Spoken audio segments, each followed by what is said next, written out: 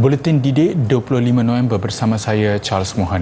Ujian penilaian kelas KAFA UPKK bagi subjek Ulum Syariah, Akidah dan Ibadah tarikhnya dipindah ke 5 Disember depan. Ini susulan pengumuman Perdana Menteri Datuk Seri Anwar Ibrahim yang mengisytiharkan 28 November sebagai cuti khas. Jabatan Kemajuan Islam Malaysia JAKIM menerusi kenyataannya memaklumkan jabatan itu perlu dalam prihatin dengan keputusan yang telah ditetapkan. Pihak JAKIM juga menghargai komitmen semua pihak dalam melaksanakan UPKK tahun ini.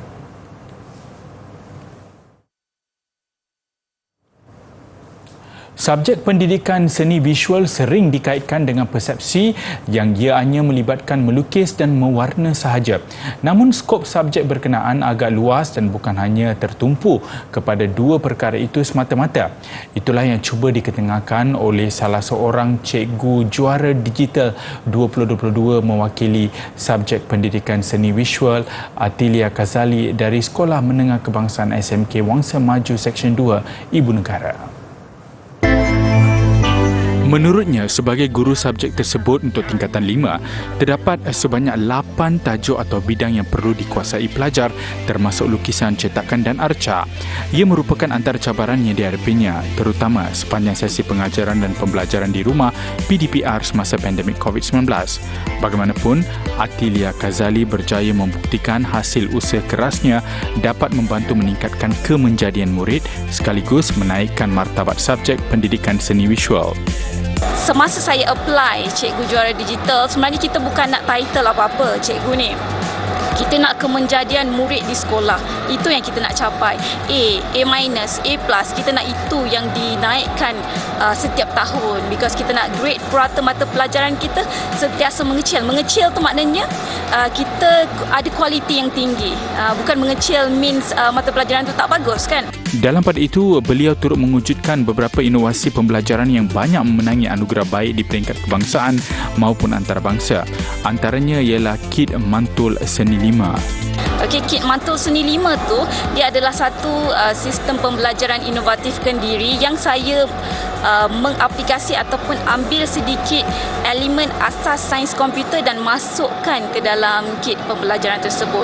So dari situ bila murid akses kit tersebut dia adalah aplikasi which is kita klik saja skrin handphone, dah ada apps, terus bawa ke site. So daripada site itu akan ada satu struktur pembelajaran yang saya dah tetapkan mengikut pada masa tu kita guna pakai SKPMG 2. Okey, kita perlu mengajar murid, memantau murid, mendorong murid, mengawal murid, membuat pentaksiran, semua tu kena overall dalam satu kit. Jadi apa yang saya buat adalah di peringkat permulaan kita nak kenal, nak tarik minat murid untuk tahu sesuatu topik, kita buat dulu flip classroom.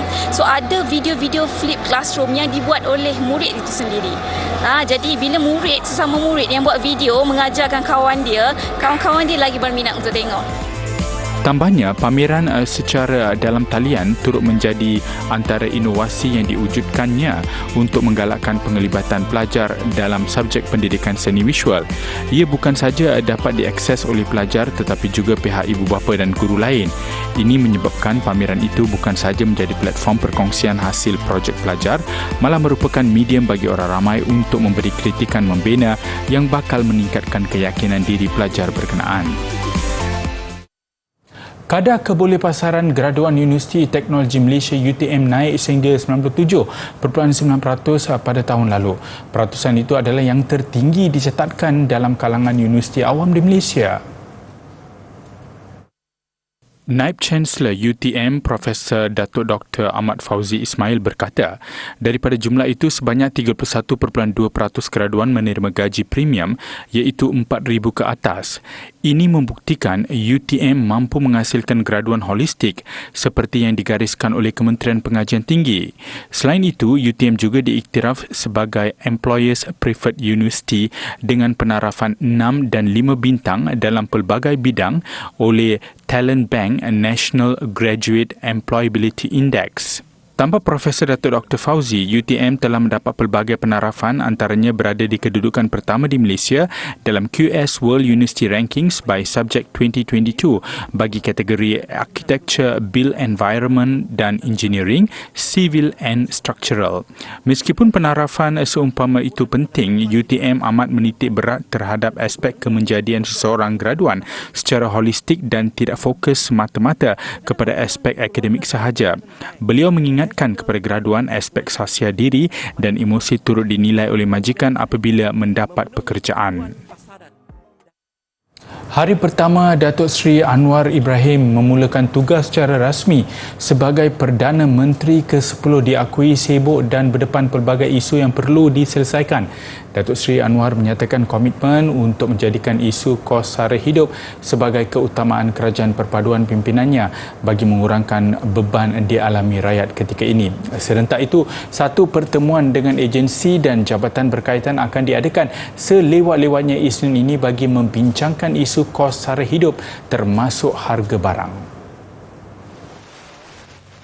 Kenderaan yang membawa Perdana Menteri tiba di blok utama bangunan Perdana Putra yang menempatkan pejabat Perdana Menteri kira-kira jam 9.55 pagi. Ketibaan beliau disambut Ketua Setiausaha Negara Tan Sri Muhammad Zuki Ali yang kemudian mengimbas kad perakam waktu di pejabatnya di aras 5 bangunan itu. Seterusnya, pengurusi Pakatan Harapan itu mengadakan pertemuan bersama pegawai tertinggi kerajaan. Dalam sidang media pada hari pertamanya di Perdana Putra, Datuk Seri Anwar yakin pegawai tinggi kerajaan akan membantu kerajaan pimpinannya menangani kos sara hidup yang melanda negara ketika ini. Ya, walaupun ada yang positif umpamanya dengan kekuatan ringgit sekarang dan juga soal bursa saham yang lebih positif menunjuk keyakinan kepada pentadbiran kerajaan sekarang, tetapi saya masih merasa keutamaan itu harus terhadap kos sara hidup, harga barang yang mencekam dan menekan kehidupan rakyat. Ditanya mengenai pembentukan kabinet, Perdana Menteri berkata ia masih dalam perbincangan dan akan diumumkan sesegera mungkin. Menurutnya, saiz kabinet dikecilkan dan akan meminta persetujuan daripada mereka yang dilantik untuk dikurangkan gaji. Kita kena faham bahawa kerajaan perpaduan bermakna seorang Perdana Menteri harus merujuk kepada parti masing-masing dan yang akan mengusulkan nama. Jadi, saya harus berikan pertimbangan sedemikian.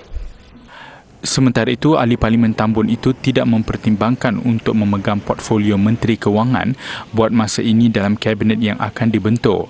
Bagaimanapun ujarnya, beliau akan meneliti segala kemungkinan sebelum memuktamadkan keputusan.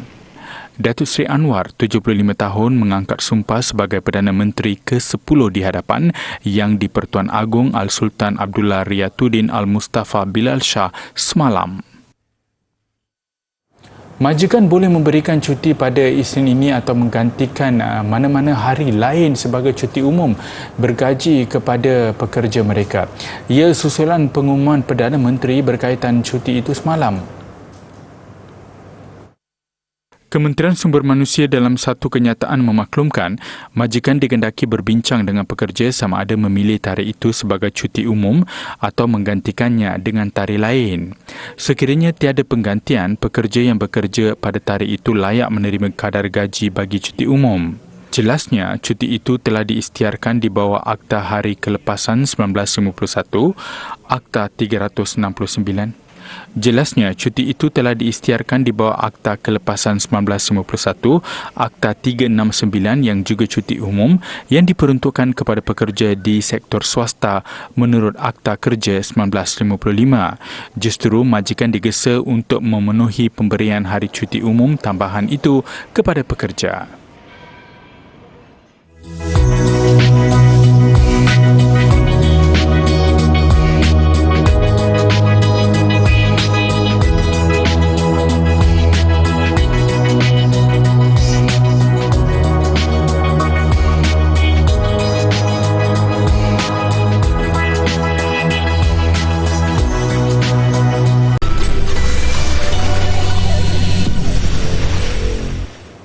Bersua kembali. Golongan remaja perlu bijak merancang kewangan dan tidak mudah terpengaruh dengan pelaburan yang menjanjikan kekayaan palsu seperti kereta mewah dan sebagainya. Menurut penasihat kewangan Samsudin Abdul Kadir, pelaburan yang menawarkan pulangan besar dalam tempoh singkat lazimnya tidak boleh dipercayai dan lebih menjurus kepada skim cepat kaya. Jelas Samsudin, generasi muda perlu lebih berhati-hati sekiranya ada individu datang menawarkan pelaburan yang didakwa pasti untung dan menunjukkan simbol kekayaan palsu seperti kereta dan rumah besar. Beliau ditemui dalam program Sembang-Sembang Amanah Saham Nasional Berhad ASNB sempena Minggu Saham Amanah Malaysia MSAM 2022 di Port Dickson Negeri Sembilan siang tadi. Program dihoskan oleh selebriti Sharifah Shahira bersama seorang lagi panel iaitu pengasas dan pengurusi Alaminda Healthcare Berhad, Dr. Hazli Zakaria. Program turut dihadiri kira-kira 100 pelajar kolej dan sekolah sekitar daerah Port Dickson. Samsudin berkata ada 6 jenis pelaburan yang dibenarkan oleh Bank Negara Malaysia iaitu di bank atau institusi kewangan, anak syarikat bank, insurans atau takaful, pelaburan unit amanah serta koperasi. Beliau menjelaskan hutang pula boleh dikategorikan kepada 2 jenis iaitu hutang yang membuatkan seseorang semakin miskin dan hutang yang menjadikan mereka semakin kaya. Hutang pinjaman ASNB untuk pelaburan contohnya masih relevan yang mana faedah daripada simpanan itu boleh memberi pulangan tinggi dan seelok-eloknya faedah dikumpulkan dalam tempoh 10 tahun. Katanya, hutang berisiko pula seperti pajak gadai dengan kadar faedah antara 9 hingga 24%, kad kredit dengan faedah sehingga 18% dan boleh meningkatkan 2 kali ganda jika tidak dibayar dalam tempoh 4 tahun. Katanya, hutang berisiko pula seperti pajak gadai dengan kadar faedah antara 9 hingga 24%, kad kredit dengan faedah sehingga 18% dan boleh meningkat 2 kali ganda jika tidak dibayar dalam tempoh 4 tahun. Penduduk di sekitar daerah Kelang, Selangor diarah peka dengan risiko akibat fenomena air pasang besar yang bermula sejak Selasa lalu dan dijangka berlarutan sehingga Ahad ini. Ia dibimbangi berlakunya limpahan air sehingga menyebabkan banjir dan ditambah pula dengan cuaca yang tidak menentu. Tinjauan wartawan Ridwan Rushdi Azri Roslan mendapati rata-rata penduduk Kelang mengakui mereka masih belum boleh melupakan kejadian bah di kawasan itu hujung tahun lalu. Kata penduduk sehingga kini masih tiada lagi penyelesaian yang mereka dapat lihat sekaligus menimbulkan kerisauan banjir besar berlaku lagi. Kadang-kadang risau jugalah kadang-kadang kalau malam kadang tengah malam kan banjir ke apa ke kan. Kadang-kadang naik atas. Kadang bukannya kita tak tahu kan. Tiba-tiba je naik air. Itu yang saya risau tu. Risau lah sebab apa mungkin belanja ni kita tak jangka kan berlaku. Sekelip mata dah air dah penuh dah. Mana penduduk kampung risau jugalah sebab apa dah berapa kali dah berlaku banjir. Mana segi bantuan jika boleh cepatkanlah. Mana macam apa masalah nak tampu air hujan ni susah dengan air laut naik. Ada di antara penduduk akui masih keko untuk melakukan persiapan menghadapi banjir. Masih bimbang lagi. Pasal kita bila lepas banjir, kita keluar modal yang banyak. Untuk repair rumah, peralatan, apa semua yang sempat diangkat lah. Bila banjir mendadak, kita tak sempat angkat. Jadi kos yang banjir mula-mula tu sekali, kos pun sampai 2-3 ribu. Tapi nak katakan persiapan kita nak siap kat mana? Pasal itulah rumah yang kita ada. Memang tak ada tempat kita nak siapkan. Kita nak buat rak tak boleh. Pasal rumah teres. Memang tak ada, kita berserah je lah. Mana yang tempat kita yang penting, kita dokumen kita. Macam kita punya surat mati, isteri saya, surat beranak, apa saja yang paling penting itu je lah. Yang lain kita kena reda je lah. Terdahulu, Jawatankuasa Pengurusan Bencana Daerah JPBD Kelang dalam kenyataan melalui Facebook, Pejabat Daerah Tanah Kelang memaklumkan ketinggian paras air laut dijangka mencecah 5.3 meter semalam dan hari ini. Jabatan Pengairan dan Saliran JPS juga mengeluarkan notis kesiapsiagaan kemungkinan banjir kilat yang membabitkan beberapa kawasan di Johor, Kelantan, Negeri Sembilan, Pahang, Pulau Pinang, Selangor dan Sarawak.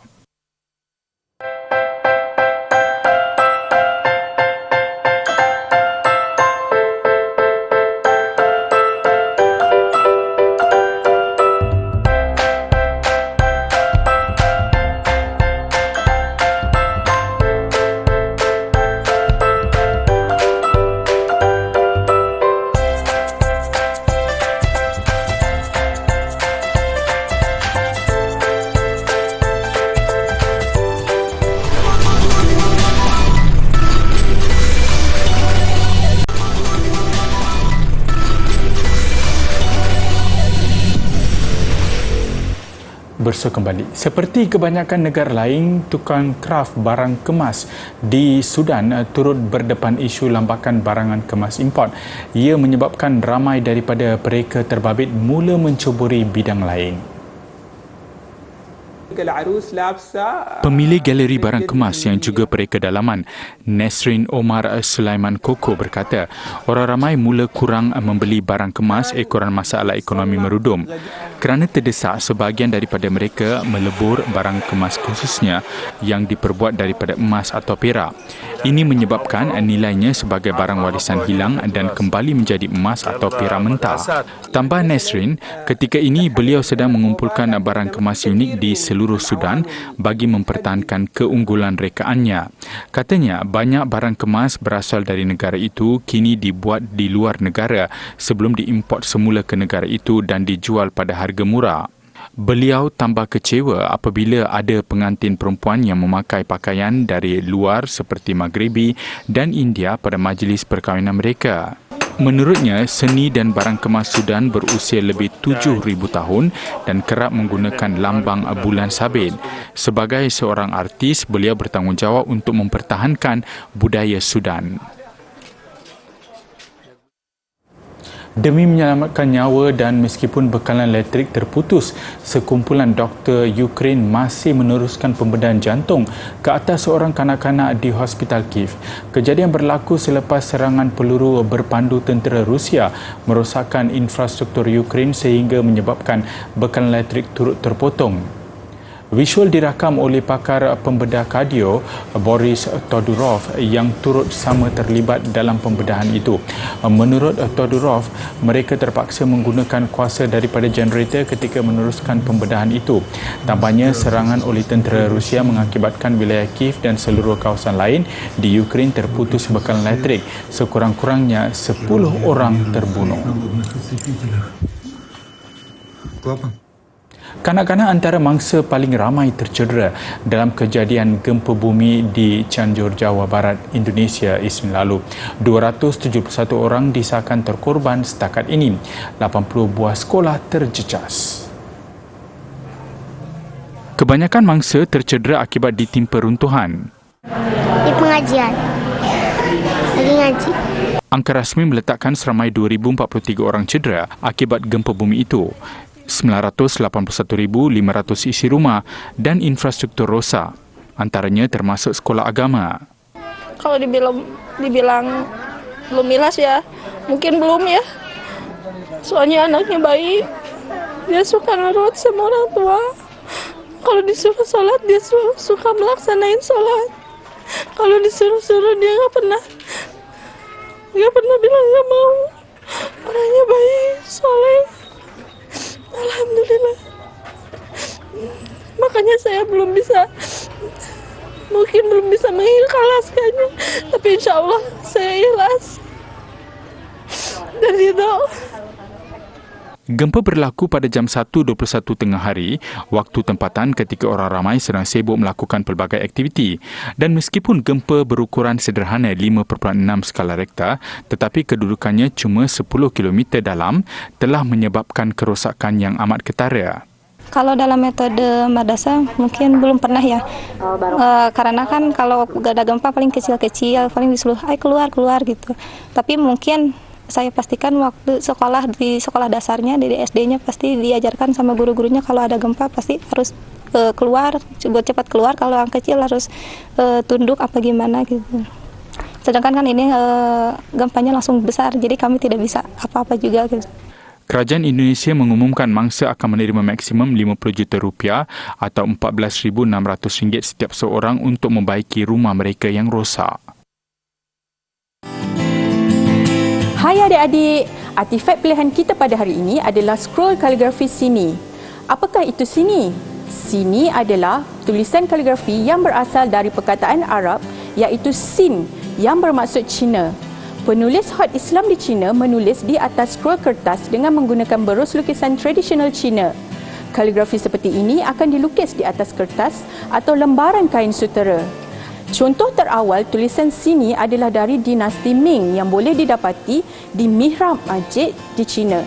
Penulis hot China menggemari ayat Al-Quran, syahadah, basmalah dan juga 99 nama Allah. Ayat-ayat ini juga diubah menjadi kaligram seperti dalam bentuk tumbuh-tumbuhan, pasu, buah-buahan, bunga-bungaan atau pedang.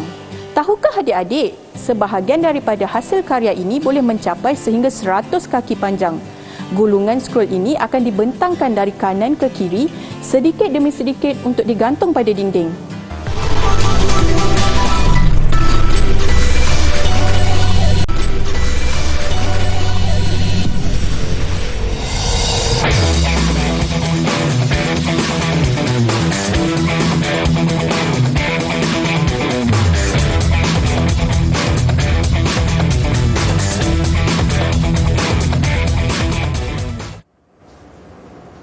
Sebelum kita ke laporan Piala Dunia 2022, kita ikuti dahulu laporan ini. Kerajaan Negeri Johor mengumumkan cuti peristiwa pada Ahad ini susulan kemarahan pasukan bola sepak Johor Darul Ta'zim JDT ke perlawanan akhir Piala Malaysia 2022. Menteri Besar Johor Dato' On Hafiz Ghazi berkata, kerajaan negeri juga bersetuju menimbal guna tarikh pada Isnin 28 November sebagai hari cuti umum susulan pengumuman Perdana Menteri Datuk Seri Anwar Ibrahim semalam. Beliau berkata kerajaan negeri menjunjung kasih kerana Sultan Johor Sultan Ibrahim Almarhum Sultan Iskandar memberi perkenan bagi meraihkan kejayaan itu serta turut menjunjung kasih kepada Tunku Mahkota Johor Tunku Ismail Sultan Ibrahim yang memberi inspirasi kepada orang muda Johor dan memberi sokongan kepada atlet-atlet Johor. Tambahnya, ia juga sebagai menghargai sokongan padu yang sentiasa diberikan oleh rakyat Johor serta penyokong tegar skuad Harimau Selatan. Sementara itu, Setiausaha Kerajaan Johor Tan Sri Dr. Azmi Rohani menerusi kenyataan susulannya memaklumkan cuti itu adalah untuk memudahkan para penyokong menyaksikan perlawanan akhir itu. Ia diharap dapat memberi keselesaan kepada mereka untuk merancang dan mengatur perjalanan agar tidak tergesa-gesa serta berada dalam keadaan selamat. Tambahnya, pengisytiharan cuti itu adalah selaras dengan Seksyen 8 dan 9 Akta Hari Kelepasan 1952 kurungan Akta 369. Insiden seekor anjing terperangkap di satu tempat digenangi air banjir berdekatan bandar Wustri Kosovo mengakhiri buletin Didik malam ini. Mujur ia dapat menyelamatkan dirinya. Saya Charles Mohan, salam hormat dan kita jumpa lagi.